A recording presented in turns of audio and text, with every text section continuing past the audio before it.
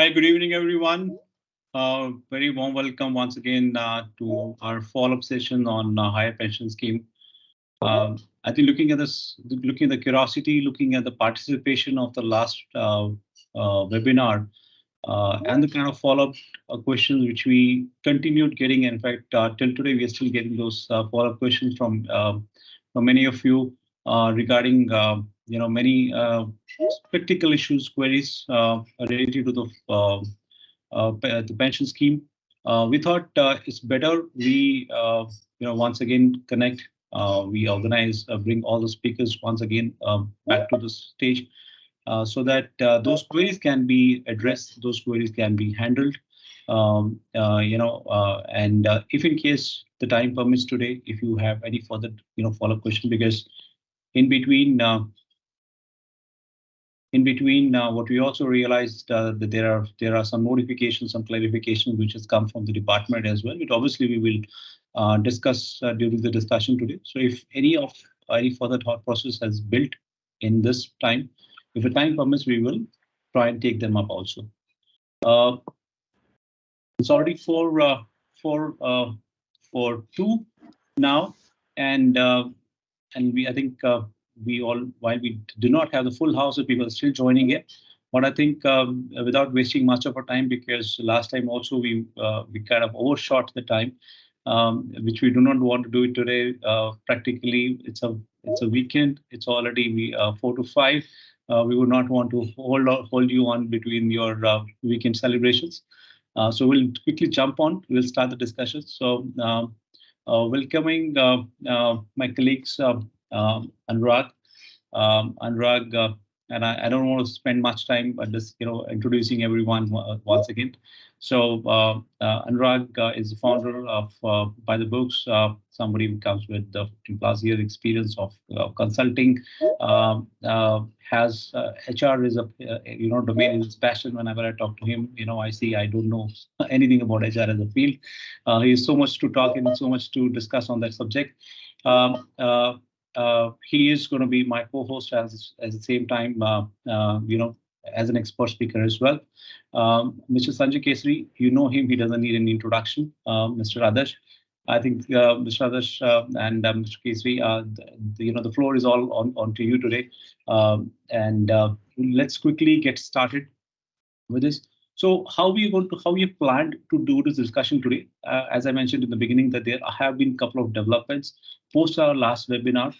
In terms of there are some notifications which have come and some clarifications have come. I think they're very pertinent to some of the questions which were which got asked in the last webinar, as well as the follow-up queries which we received.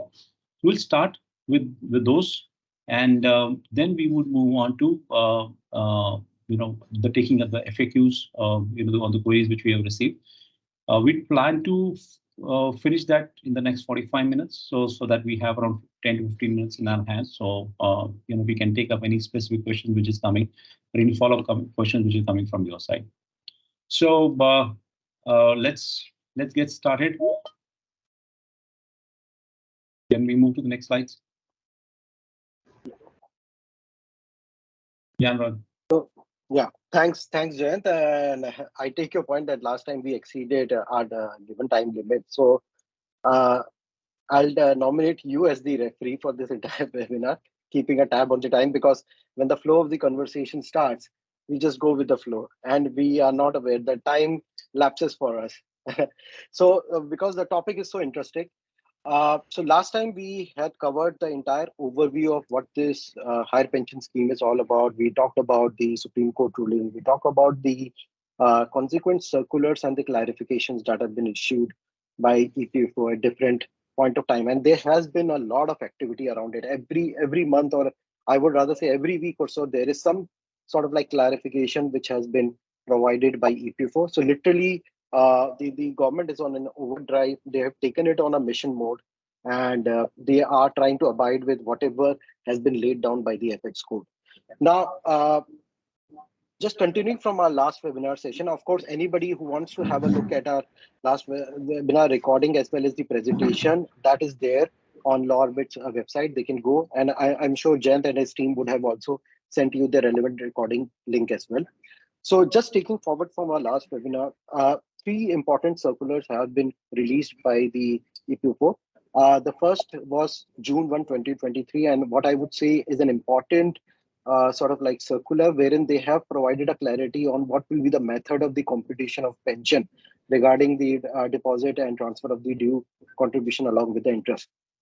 So what they have done is the computation methodology has been divided into two buckets.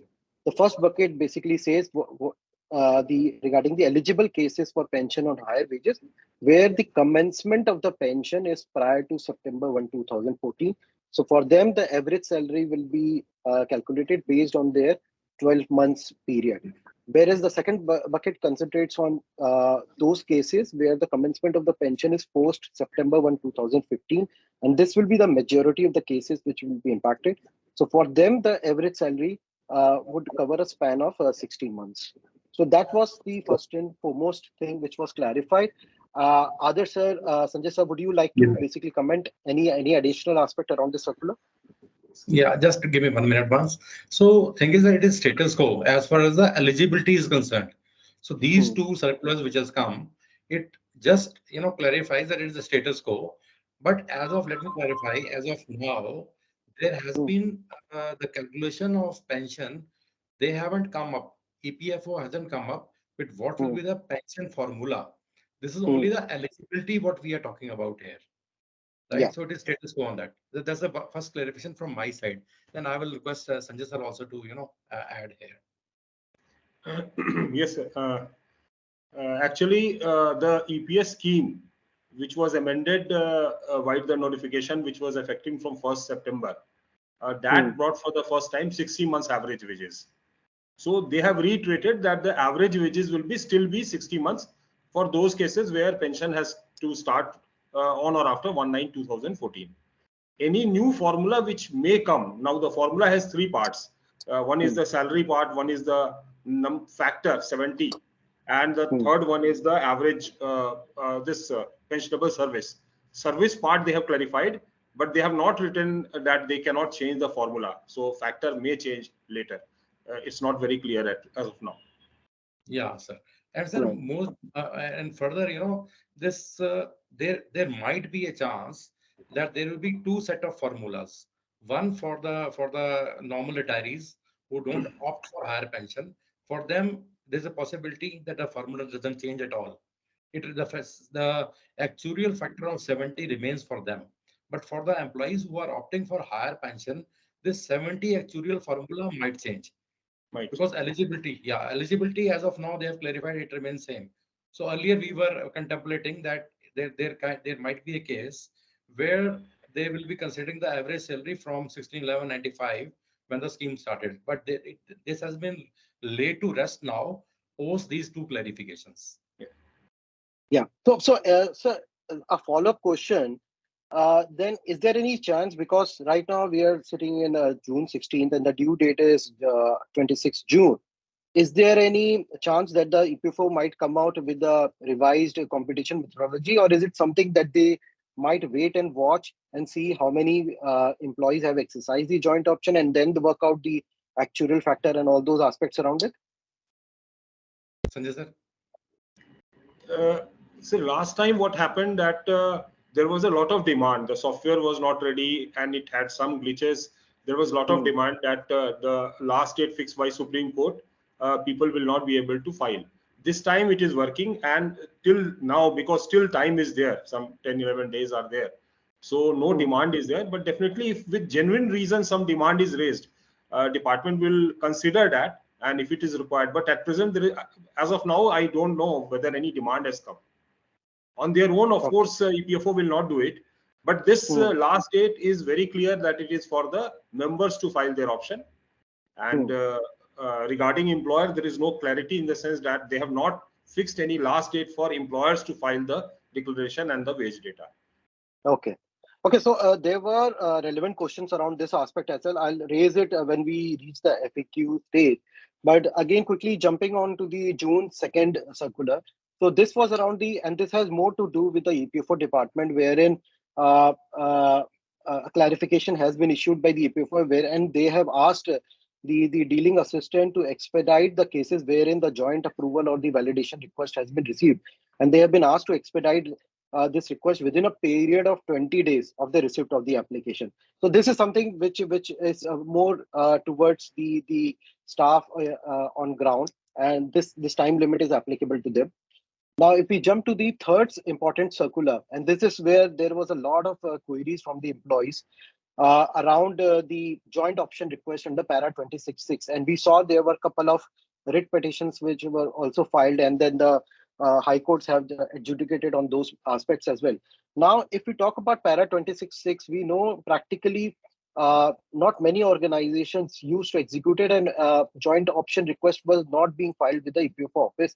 In that regard, the field officers have been asked that wherever the higher pension option will be received, they are required to do sort of like sanity check, and there are three important aspects that they are required to see: that whether the employer share of contribution has been remitted on employee wages above the wage ceiling of 5,000, 6,000, 15,000.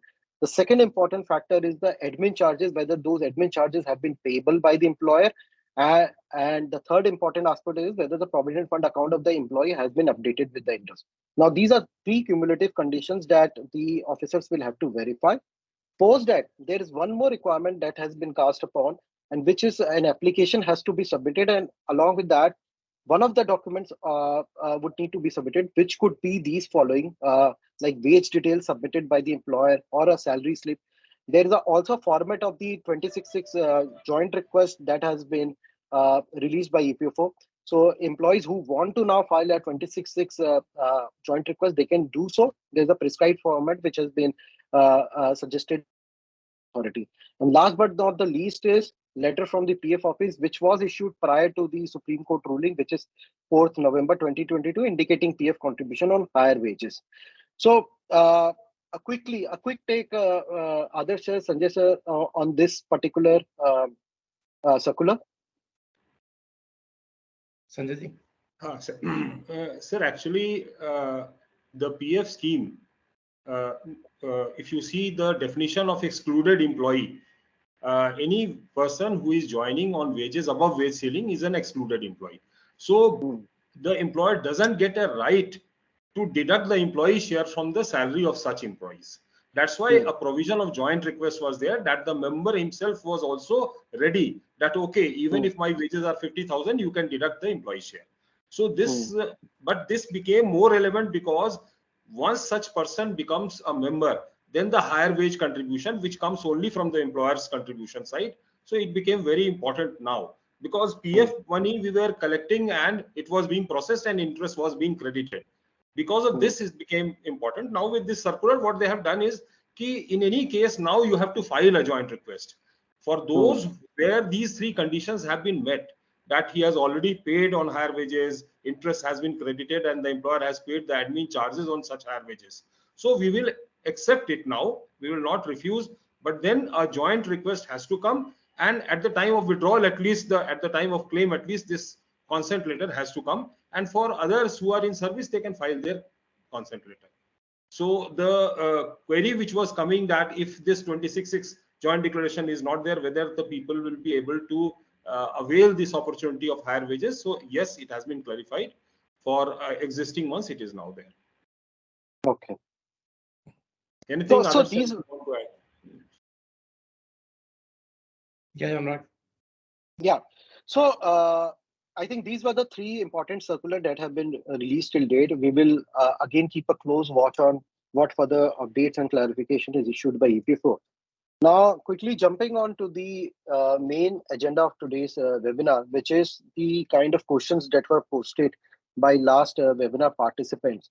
And they were very good questions. Some of them were very typical, but very good questions. So we thought what we have done is we have compiled it into almost 15 to 17 questions, and that is what we will be addressing in today's session. So starting with, again, this was a sort of like a question that was received from many of the participants, and they said that, of course, the timelines have been extended by EPFO earlier. From May 3rd, it was extended to June 26th. Is there a likelihood that this timeline will also be extended by EPFO now? So, I mean, Sanjay sir had already clarified that see, the earlier they were not ready with the application. Now the application, they're ready with the application. They've already launched it. Employees are able to log in. They're able to raise their application and I think so. A sizable chunk of applicants have already been received by EPFO. So, I mean, we think that is a very unlikely that they will go in for any extension unless and until some corporates or some associations approach EPFO stating there that they are having some issues. That's why they request this to be extended. So unless until that happens, it is very unlikely that they are going to extend it. Right, Sanjay sir? Yes. Yeah. So moving on to the second question, again, this was particularly raised by organization. So they wanted to know whether this June 26 timeline is only for the employees or is this timeline applicable for the employers as well? No, they haven't declared any date for employers. Because first, what happens is this has to be in a proper fashion that first employees they have to close their applications. Post that only employers will be preparing that this information is required to be collated from 16/11/1995. So it's a humongous job that taking out the data. Some solution might not be having the data ready. So I mean, once they get to know how many are the eligible employees, based on that they have to collate all of the information and submit along with this while approving this higher wages pension. That's why the employers' dates are still to be notified. What would be the last date for employers to upload the data? Okay, so what I understand from this response is we might expect some kind of a timeline to be suggested by EPFO, because obviously once the application for higher pension has been filed by the employee, the employer is required to process the same within a reasonable time. What Yeah. exactly is that reasonable time is something that has to be clarified by EPFO. Otherwise, it might again lead to unnecessary delays. Yes. Correct. Okay. Now, if we move to the third question. So, if a person chooses a higher pension and the regulator later changes the pension formula, so there were a couple of questions around the pension formula as well. Yeah. So, if the formula changes and suddenly at the end of the day I find that the formula doesn't work out for me, the mathematics is not in my favor to go in for a higher pension, rather I should stick with my provident fund corpus only. Do I have the choice to leave the high pension option? Yeah, of course. Post this is the first stage wherein employees they are collecting the information who are the eligible employees who intend to avail this opportunity. So that is stage one. So once the data EPFO knows what is the total data, post that definitely they will come up with a demand of how much money is required to be credited from the employee's PF account to their pension account, or in case how much money is required to be paid by employees if they have already withdrawn their PF. So for that, once this assessment is made and the final figure is before employees, this is the total demand from you, and basis this demand, you have to deposit in your pension, and this is the money which you will be getting as a monthly pension. So at that time, definitely an option will be given by EPFO for employees to exercise whether they want to accept, whether the financials work in their favor, and whether they want to opt or they want to opt out from the already whatsoever option they had given for the higher pension. So the answer is yes. They have in the second time when the whole of the information is available, they can definitely opt out of the earlier consent which they have given for the higher pension. That's good to know. So I think Moving on to I'll just add one thing, Adarsh and Sanjay ji. One of the basic concern it's all about more of anxiety coming from everyone is abhi ye decision le लूं, participate करूं या नहीं करूं. What I hear from you is if I have an inclination, I should just participate. I just show my interest, get in there, Yes.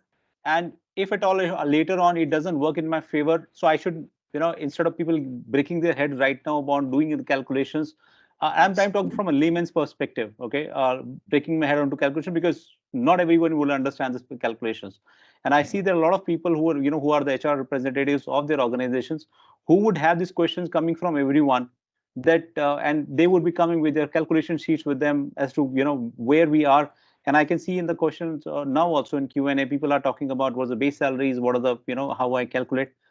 I think the first step, because we have only few days left now, is if I'm inclined towards this, I should just participate in this, right? And later, I still have an option to opt out if it doesn't work in my favor. So, I should make use of this window if at all I'm finding it interesting, even if it's not convinced enough, right? So, Jayant, the answer is yes. Yeah. We do recommend that everyone who thinks that that they should opt for higher pension, they should. But at a later stage, because this option is available with them to opt out, they may opt out when they see that financially it is not working in their favor. Right? Once the demand letter is issued, they know what is the amount they have to give back to EPFO. And if they have the data of their wages of last 5 years from the date of superannuation, they can have approximate idea how much pension will be fixed. So based on that length of service, they can have some idea if they have already left. Of course, those who have not superannuated will have to calculate based on presumptive wage increase, etc. But they can have some idea, and then in any case, they have to refund this amount, or it has to be diverted from their PF share. So at that time, they can stop.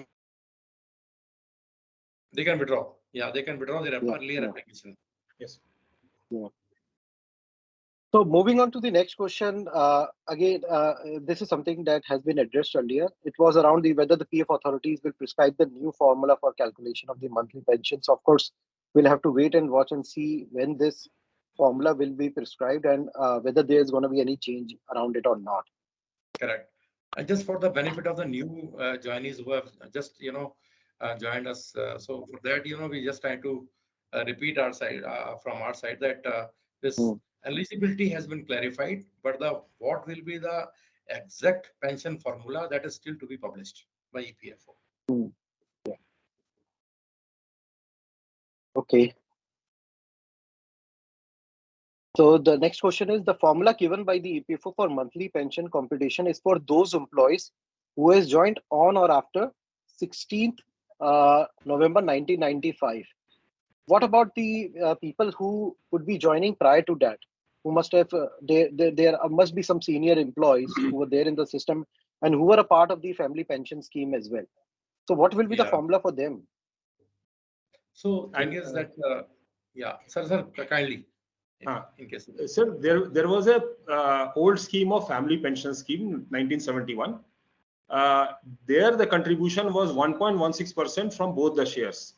So whenever a person who was an existing member of the previous scheme continues in the new scheme, formula pension applies only for service period from 16/11/95. For past period, there is a past service benefit. It's a factor table based amount depending upon the wages at that time and length of service. The maximum length of service could have been 24 years. So it has been bifurcated into some slab, 11 years, 11 to 15, 15 to 20, and more than 20. And some factor is there. And depending upon the pension start date, some factor, it comes to a few hundred rupees. It's not a very big amount. That will be added in the formula pension. Correct. So currently also, sir, see what happens is that whensoever pension is calculated for any employee currently also, so this pension is in two parts. Part A is the earlier pension. If someone had joined job prior to 16/11/1995, so that is A pension, which you rightly said that this is again a fixed component which employees will be getting. But I think so there is a minimum pension of 350 odd rupees, which is assured from PF office. That is pension A, that is prior to 16/11/1995. And the B part is the same formula, like 15,000 rupees into number of year of service divided by 70 is the monthly pension. So A plus B is the pension what employee gets, consolidated pension, which employees get post superannuation currently. Yeah, that's quite interesting. Next question. So how do individuals who have worked for many organizations choose to receive a greater pension? Is it necessary to obtain consent from each employer? Of course, because the continuity of pension EPFO, how otherwise how EPFO will be able to recognize the service period, because then this has to be consolidated at each and every with each and every employer to the current or the last employer where the employee is currently serving. So this has to be transferred from each and every employer to the current estimation where the employee is serving.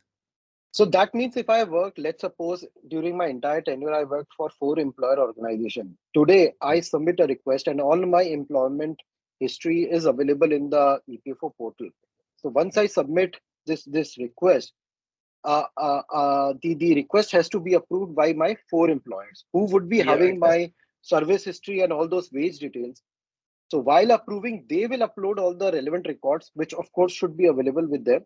And basis yeah, that consolidation would happen yeah. I at think So, so. EPFO level. so Yeah, correct. on this question itself, I'm going to ask you one follow-up question. So, it was raised by somebody right now. There are a lot of people in the organization who have been in the organization for a very, very long tenure, more than 25 years. So EPFO has asked for pension, salary details from beginning. So how, 1611 right? 1611 to be very specific on that. Okay. So if let's say I'm clarifying on this for everyone's benefit. So if I am somebody is working in an organization for more than 25 years, the salary details are not for 25 years, but from 1611 1995. 95. 1995. So which is how many years? Which is more than what, around 28 years. 28 years. 28 years. 27, 28 20, years. 20. What if 28 years. what if all the details are not even available today? It is The not. benefit will not be given by EPFO. So you have to compulsorily give the details, right? Either employer has to give the details, or in that case, if the information is missing, then employees have to give the information. And the information what they have to provide to the employer is the basic pay on which the employer had contributed towards PF. So that is the figure which is a must, and it has to be given to by the employee to the employer in case employer is not having that information. Because that only they will be able to recalculate the 7PS or 3A or 6A, for unemployment establishment, they have to, re-prepare it. This is that only. So that information, So and if the information is missing, then the benefits of higher pension cannot be availed by employees. But here, now they have clarified that it is only required for the past 5 years. So I think so probably for the past 5 years, the information is available with which are employed. Sanjay sir, would you like to add something here? Sir, here the past 5 years details will be used for calculation of pension, because average salary has to be calculated. But the refundable amount has to come based on the actual wages from 95. So data is required from 95. So this onus lies with employee or employer? Primarily employer. Employer only, because employer has to digitally approve the data, and it has to be correct. And if required, EPFO can decide to verify the source records from which this information is being given. Okay. And sir, for sure, yeah, for sure, because EPFO will definitely come back to employers for verifying, maybe on sample basis, but definitely they will be approaching back to EPFO. So there are again stages. So at first stage, employee uploads. Second stage, employer approves and uploads their part.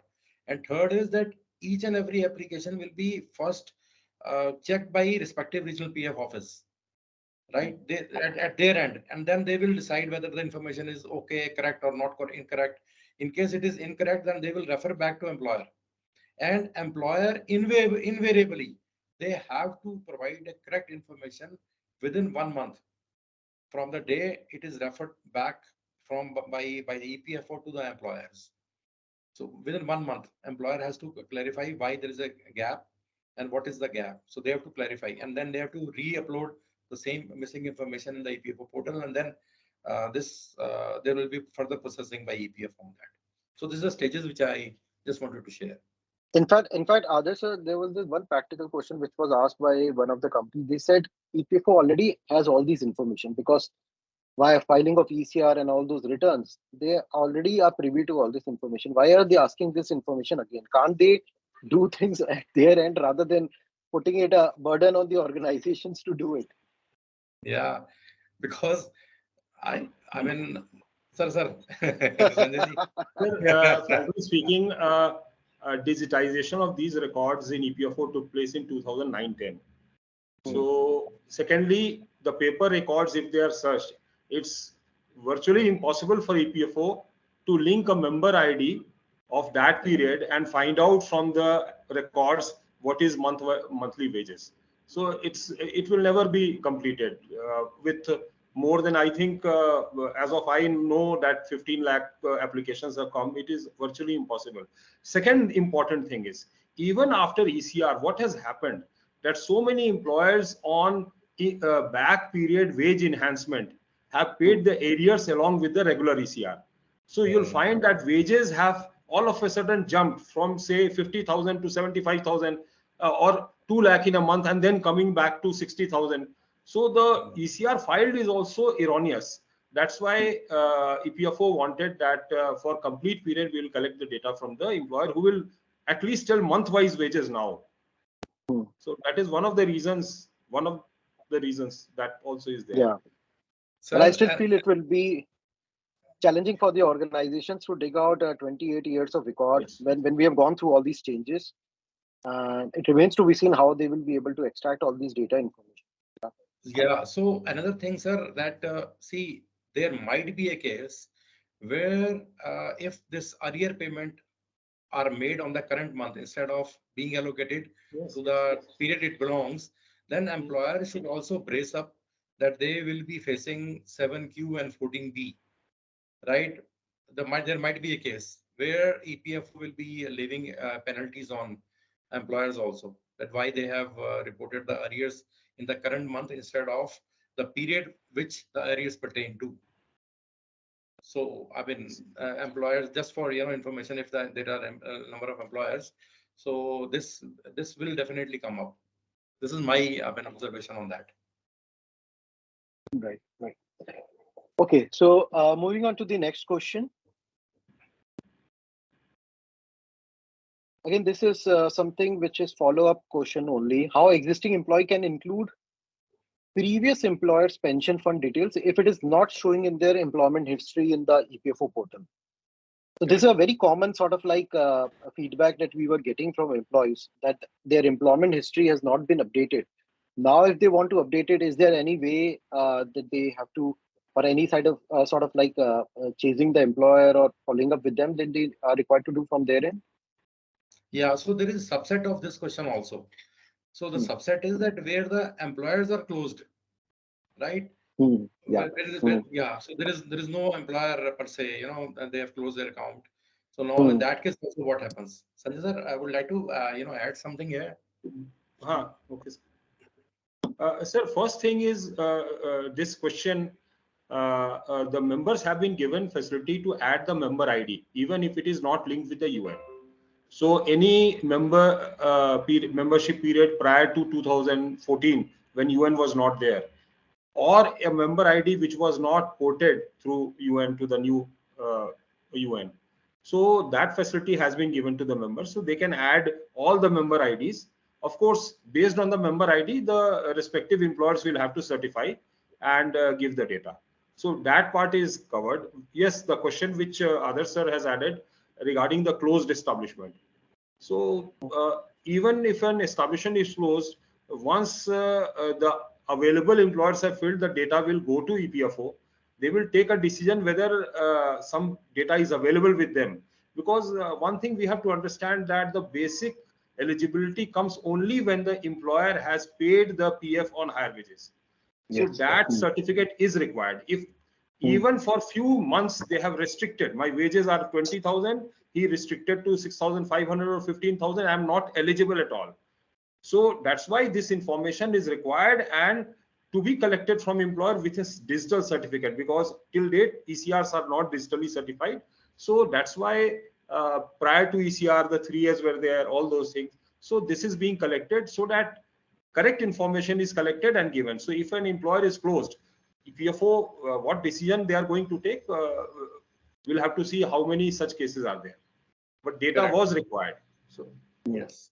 So, sir, in that case, in case the information is not made available, then it will be treated as non-contributory period for pension eligibility.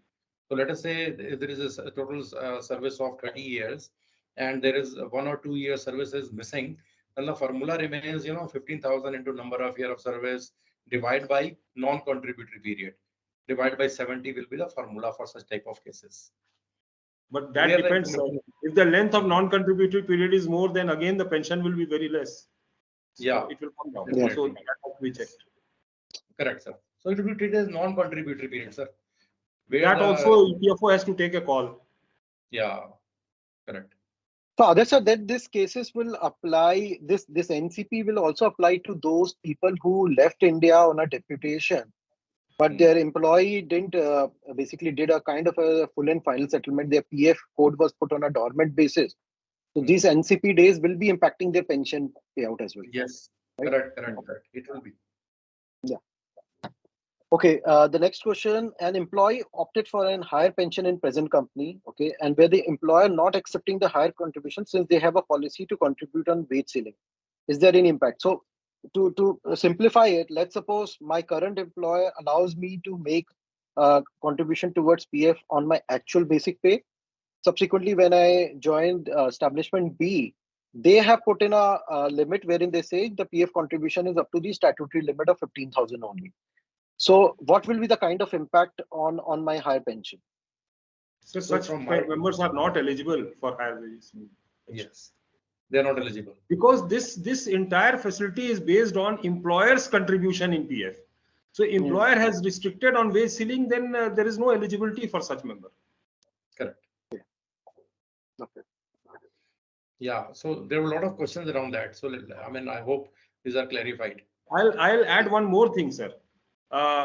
If you see the earlier para 11.3, the language is that pensionable salary will be such wages above the wage ceiling if the contributions have come from the month in which the wages cross the wage ceiling. So suppose I worked on 20,000 wages in an establishment for 2 years, and then establishment came with a policy that now onwards we will give PF on higher wages, well, on entire restricting on 5,000, 6,500. I'm not eligible then. Okay. Next question, please. Yeah, this was something that again many employees were raising. How eligible widow pensioner will apply for higher pension? So this is a prerogative of employee only. The employee while in service has to opt for higher pension. Widows are not given this option because the beneficiaries are not given this option. Okay. But then later on, once an employee applies for it and expires, then the widow will be entitled for a higher pension. Yes. Yes. Whatever the limit which is prescribed, 75, 50%. Yeah. No. Correct. Okay. Next question.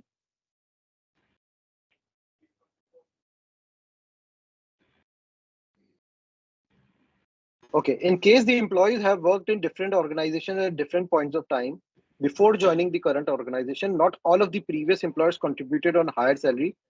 Then will the employees be eligible for higher pension benefit, and what will be the impact on computation of monthly pension payment? I think this is a follow-up to that earlier question only, but it would be great if you guys can answer. Yeah. We've already given this response. Yeah. Okay. Again, this is a very practical sort of scenario. In case where the employee has changed job in last 10 to 12 years, it would be difficult for the employees to coordinate with all the ex-employees to get a feel on how much pension can she expect. Any functionality available to employee to input monthly contribution over the relevant period and get to understand the kind of pension that he or she can expect. Sir, actually, a basic pension calculator we have put on our website, but then that is working only for wage ceiling cases up to 15,000. If you see the entire calculation of pension, there are so many factors. From a particular date, the NCP has become effective for pensionable salary. So many things are there. So no such calculator is there. But what the people can do is their last 5 years wages they can add and bring an average, and their length of service and divide by 70 by multiplying the service and the average salary. They will get an approximate idea. This should be our pension approximately. So that can be done, but exact calculation of pension, there are so many factors. So there's no such facility as of now. So on the same question, why the couple of the thoughts in mind, and one of the questions which also there, if in the last 5 years a person's salary has reduced, as vis-a-vis what he was drawing prior to that, on what basis the pensions will be, calculated for him? Last 60 months wages, sir, if it has reduced, so it will be on that wages only. On that basis only? Because if it has increased, the pension is on that increased wages. So for some reason, he has a loss of pay. Loss of pay means not because of non-contributory period, because the employer decided to reduce his basic for some reason. So then maybe as a punishment or a penalty or a change of employment where he did not get that wages, what he was getting in his previous employment. So last 5 years wages will be taken, whatever it is. And what about the scenarios, because there has been a COVID in between as well. So a lot of scenarios happened with people. They were out of the job for some time, or maybe they were sent on furlough for some time, with the people organization was not paying, or the salaries were reduced. All this happened during those 2-year period. Any impact that would have on the calculations? This is on actual basis, Jayant. Whatsoever employee has drawn, it will be on actual basis. So there won't be any further augmentation from EPFO side, right? So whatsoever the contribution was made, so formula remains same.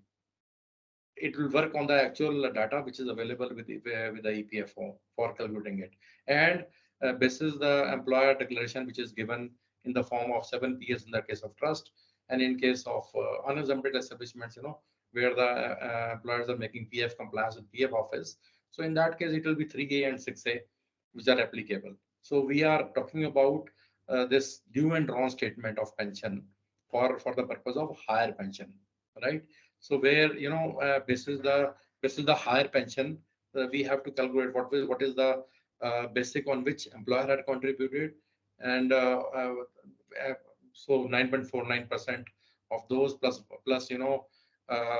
whatsoever the interest is there, which is required to be recovered from employee. So this is a due amount towards the pension, and then whatsoever has been deposited. So this statement will be prepared by the each and every employer. So in that, they have to capture the actual basic what they had paid during that particular period, right? This is how they will be calculating the money which is required to be taken out from the employee's PF account and to put to the pension account of the individual employee, right? So it's on actual basis. Okay. Yeah. This is a good one, wherein many employees take a partial withdrawal based on the para 68 of the scheme for different purposes, like house acquisition or marriage of the children or education. So wherever such partial withdrawal or loan has been taken from EPF and there's no required balance available to adjust the difference, EPS contribution, will this be something that the employees will have to pay back to the EPFO and then basically fund those pension payments? Yes, of course. So they have to not directly pay to EPFO. They have to refund whatsoever the demand comes from EPFO, and if this PF is short of it, then employees have to pay this money to the respective employer. So employer will be remitting this money back to EPFO. Right? Okay. Yes, So sir. Yes, sir. has... Sorry, there was some problem in my connection. Sir, they have developed a functionality where the employer will be uploading the details of the payment to be made based on the demand. So either it will be diverted if it is already with EPFO. There may be exempted establishment where the trust is having the money, so the employer will pay that amount.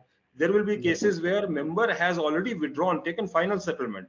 So he has to pay back the amount of demand to the employer, and employer in turn will pay to the EPFO. So this will be in case of retirement also the person is retired and he has taken a full complete withdrawal. Will it also work in the same manner in case of retirements? In case of retirement also, in case of working, both, whatever cash has to be refunded back, the member will give it to employer, and employer in turn will deposit it through their login. Correct. Okay.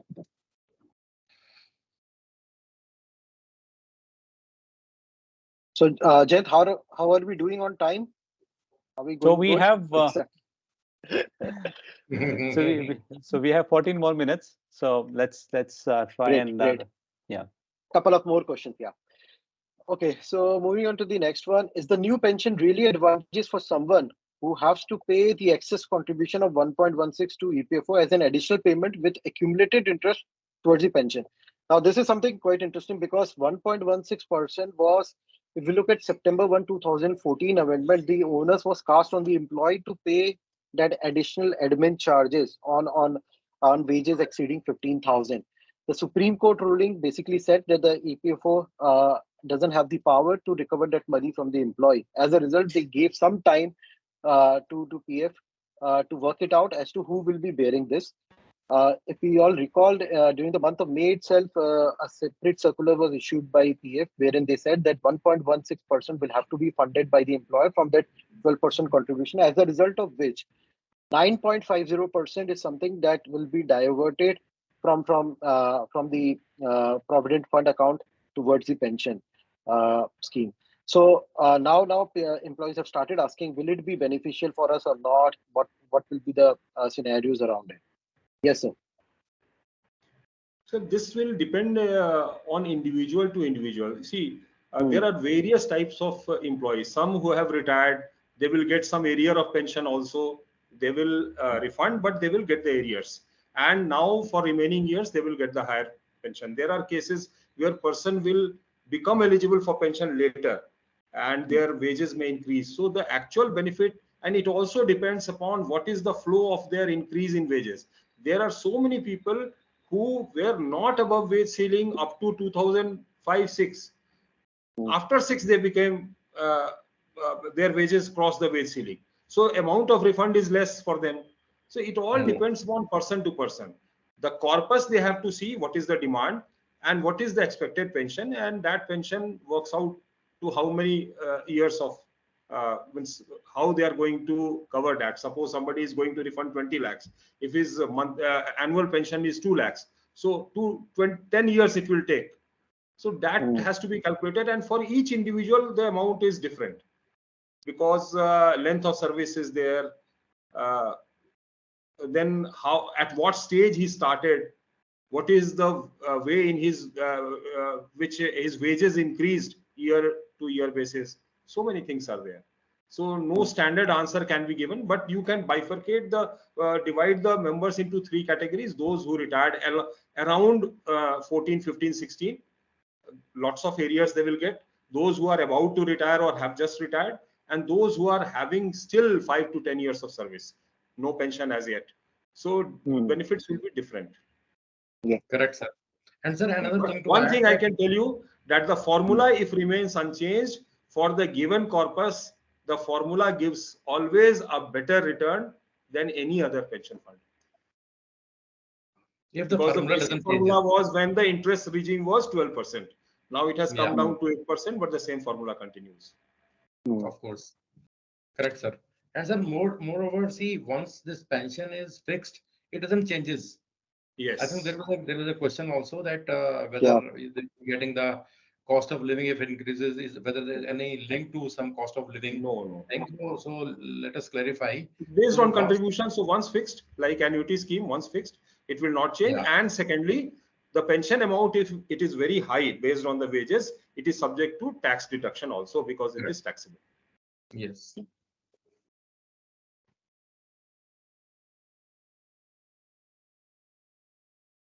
Okay, coming to the next question. What can the members do if there is a mismatch between the data submitted by them and the data as per the EPFO records? Yeah. So, correct. So in that case, EPFO definitely will come back to the employers They will specifically, like explained earlier also, that this will be scrutinized. Once employer approves, it will be individually scrutinized by the respective EF office. So they will refer back if they find that there's a difference there, or there is some whatsoever the reason.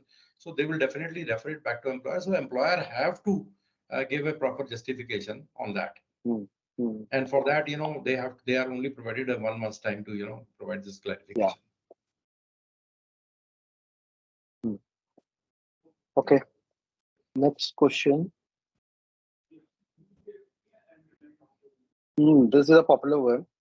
So out of NPS or EPS, what will be more beneficial to employees? see, there are two different things altogether. Yeah. NPS is a voluntary scheme, and EPS is a regulated scheme.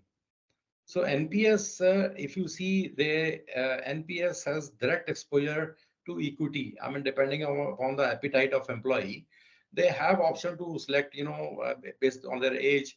They can select the equity exposure. They can go in for a SIP.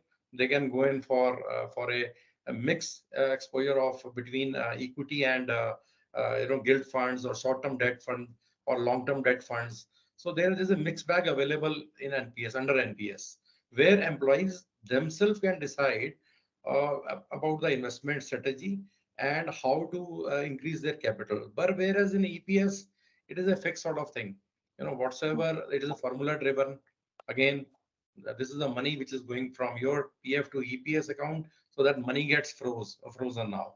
Then there's only a formula driven thing, which everyone will be able to upfront know what pension they are going to get out of the fund which they have vested based on the formula.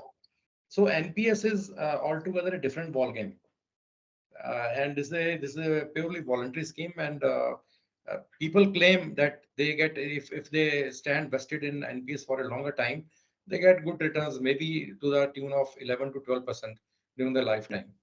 Another thing is that in NPS, if someone opts for a annuity, so NPS is the only product which doesn't charge any GST for employees from the annuitant, right? If you purchase annuity from the vested fund in NPS, there won't be any GST applicability. If you go in for another alternate product, let us say superannuation, if you buy it from some private insurer, they will charge 1.18% as a GST on that.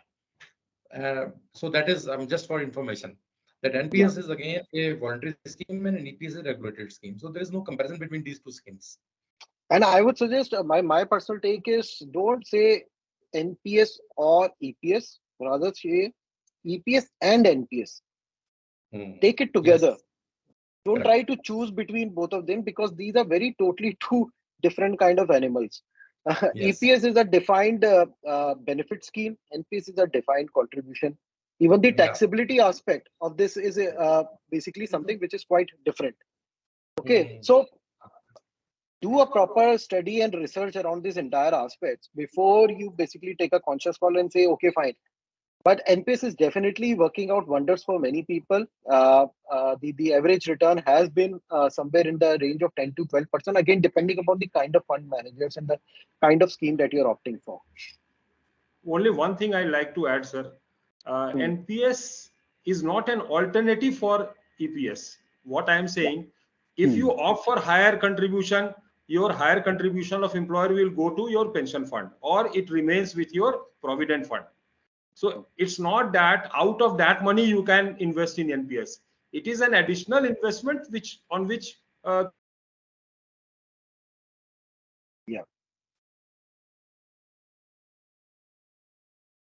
Others, sir, you are on mute. Yeah. So I would like to add another thing between, just for information of all the participants. See, so if you buy an annuity in NPS, so which is pension is nothing but an annuity only, right? So if you buy an annuity from NPS, usually the option before annuitants are to buy an annuity with return of capital.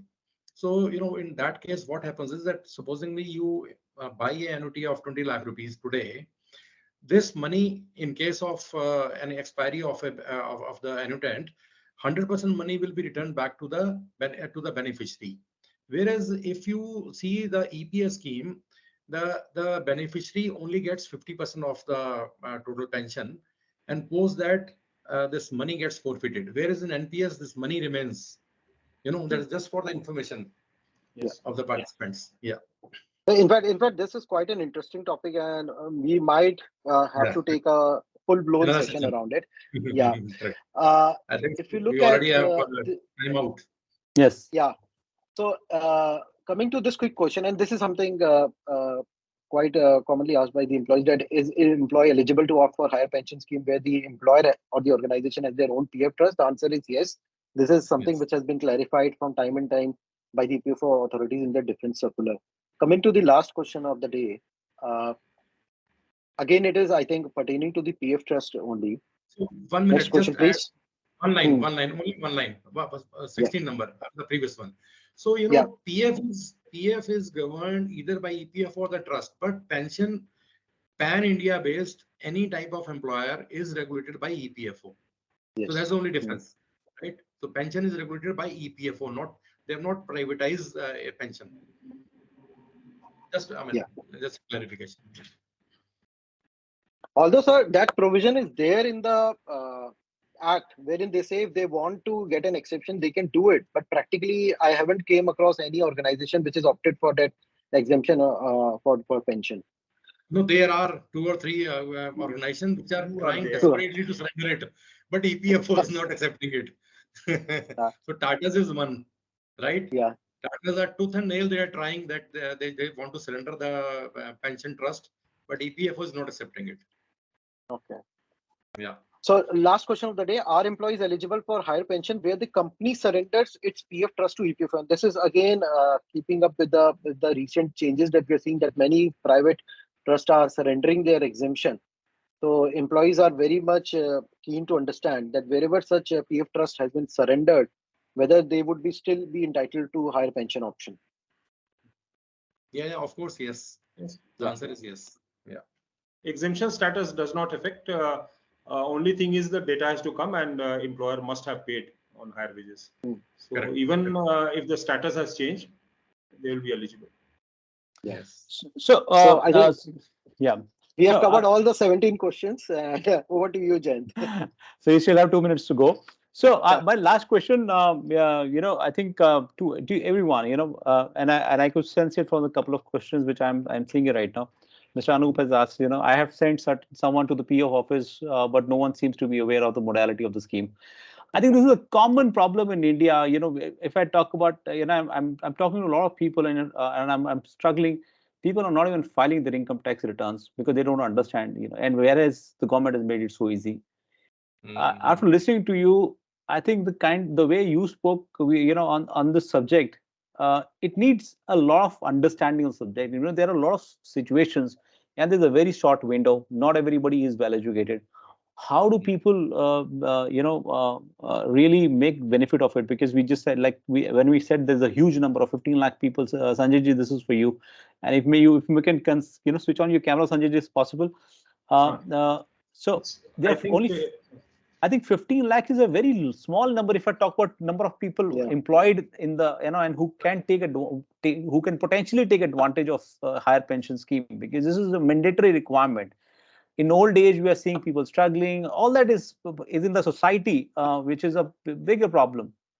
How do we create awareness? How does a company, because I see a lot of HR, folks also here, how do they go and create this awareness about higher pension to their to their employees? Is there something which can be done for them?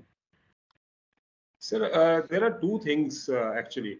One is that Supreme Court order has virtually closed the window for those who retired before 1914 until they had applied with para 11.3.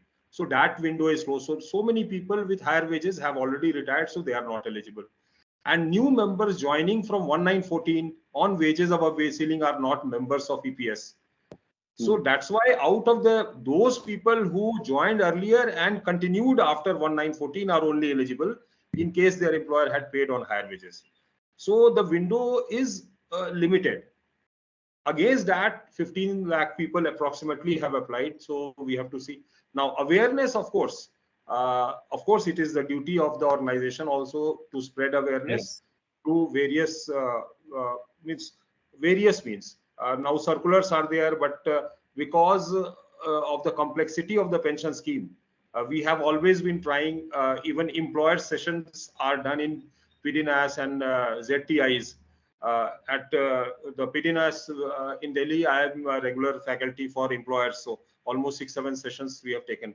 So, but there has to be specific sessions on pension scheme, because with the option coming, earlier it was a mandatory scheme. Now with this option coming, people have to be taught. Definitely that has to be done. I think after this 26 is over, then maybe PDNAS will also come up with more sessions, etc. But for members, of course, it has to be indirectly through employer, because directly covering even 20-25 lakh people is very difficult. Seminars are done, but for employees, it is generally not done. It is for employers, and employer in turn may tell the members and explain how it is to be done. But sir, FAQs are also available, I think so, on this EPFO portal. Are available. Various things happen, sir. What sir told about income tax, despite all the information available, certain things are very complicated. If you read one section of the Income Tax Act, every line will have some other section mentioned with hyperlink, and you go and read that section. So it's very difficult. So at least that way, EPF Act is simpler. But then pension scheme, because of so many amendments from 95 till date, actually understanding it's not very easy. We have to make certain booklets. PDNAS does it, but then so many updations are there, and with this Supreme Court order, definitely new information booklets will come. Yeah, and moreover, see, we are since now associated with Jayant. So, whosoever wants within this group, someone wants to give some specific questions, you may, direct through Lawrbit also to us. We will be more than happy to, address it whatever contribution if we can do from our side will definitely help. Yes. But for employees, they can again go to EPFO portal. There is a grievance there, so they can go to that grievance and raise the specific query. Probably they will be getting some response from the EPFO also in this case. But definitely we are there. We will be able to help employers in case or employees in case they have some specific queries. We can take it up. Yes. Thank you so much. I think what we have all, this is a subject we think we have taken up, and we are trying to create more awareness. So what we have done is we have put our recordings of the last sessions, and there are articles written, and you can go to our website, click on the resources, articles, blogs, and case studies. You will find obviously a lot of other relevant stuff which you may want to use. But today itself, we have put our FAQs on higher pension scheme. If you have, if you want to read more, this has been authored by Anurag and Adarshji. Whatever questions we have seen here, we have raised here, we have tried to give you a more detailed answers along with, some tabular information, some calculations, so that you can understand them better. This is all available here. And we will also be sharing a link to this recording of our session today. You can also view it on the portal. And in case you need more information, as Adarshji said, please reach out to us. We'll be happy to try and add more to this FAQs, give you more FAQs, more information on this topic. And we'll be very happy if more if people become more aware. And I don't know, Adarshji, if if that's something which you would ever want to do it. But I think in the large organizations, the large gatherings, I think I would definitely want if you want to create an awareness session to your larger employees group. We can arrange, we can try and think of creating something for your employees, so that they can be aware of what is the scheme all about, how they can be benefited. let's Jayant. try and make this while I'm saying is it's not while the window is closing for the previous ones. There's a next generation coming. There are a lot of people who would want to be opting for the higher pensions. They need a right planning. Let's try and create more awareness amongst ourselves and amongst the larger audience as well. Correct, Jen. Thank you. So just for information that we are doing for the corporates, and not only that, we have created a tool.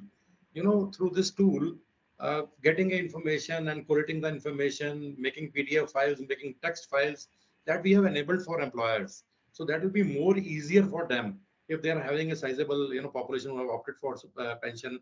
So it's calculating individuals data from 1690 from 95 till today is a very Herculean job.